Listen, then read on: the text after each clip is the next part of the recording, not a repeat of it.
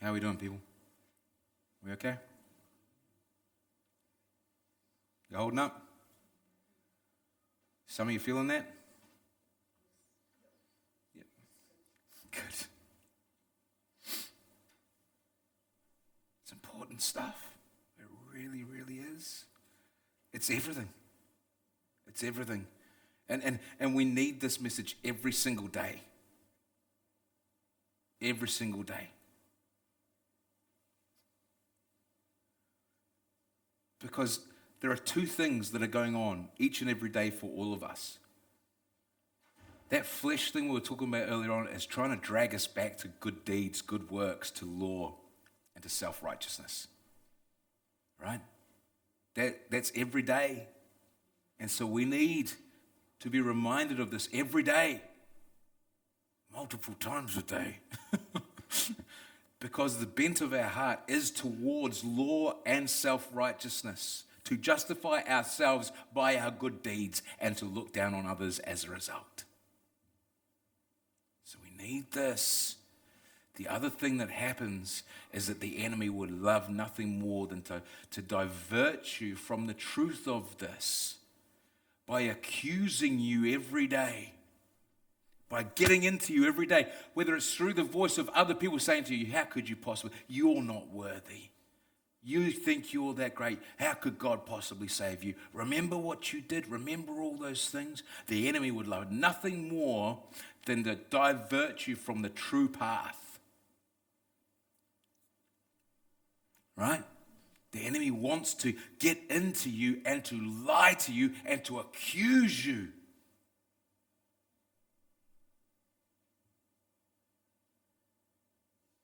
Remember those things you did. How can you possibly? Remember what you said yesterday? How could you possibly? Remember the other week? Remember? I can't go to church today.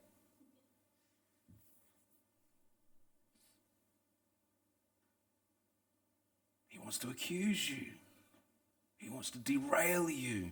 He wants to put you back under law so that you can't stand in the strength that comes through the grace of Jesus Christ. You know what, devil? You're absolutely right. I did those things. You got me. So what? I'm guilty. You bet. I know it. You know it. Anybody who was there knows it. Yes, I did that.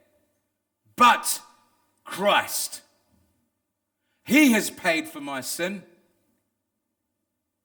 And I know that if I go before the throne of grace boldly as a sinner, my God will declare me righteous. Because that's who He is. And I love Him. And yeah, I fell over. And yeah, I soiled my garment. And yeah, it's not the first time. And sure, it probably won't be the last.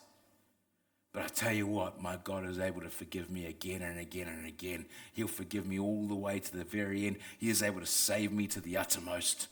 And you are nothing but an empty voice. That's all you got. All you've got is your accusations. And so yes, I agree, you are right, but Jesus. For there is no more accuser before the throne of God. Revelation 12:10 tells us that the accuser was cast out. And so the accuser has no place before the throne room of God any longer. And so that accuser can no longer take his accusations against you to God. He can't go before the throne of God and say, they did it, they're guilty, you need to judge them. Ha, excellent. Come on, holiness, do your worst. Go and judge them. He can't do that anymore. So all he can do is come to you. You've got to judge yourself. You've got to judge yourself. That's all he's got. There's no more accuser before the throne of God. That's why he's bothering you. Instead of an accuser before the throne of God, we have the Son of the living God, the Son of Man, who delights to make intercession for you and me, Who stands before the Father pleading our case? They are guilty, but I bought them with my blood. They did those things, but they're mine, and I love them. You see what a difference that makes? When you understand that it's got nothing to do with you and everything to do with him, you can come boldly before the throne of grace, regardless of what state you find yourself in. Assured that he will forgive you. And that you can rest in his power and his strength to see you through the next time. See how important that is? That's why this is so important. No one will be justified by works of the law. No one. No one.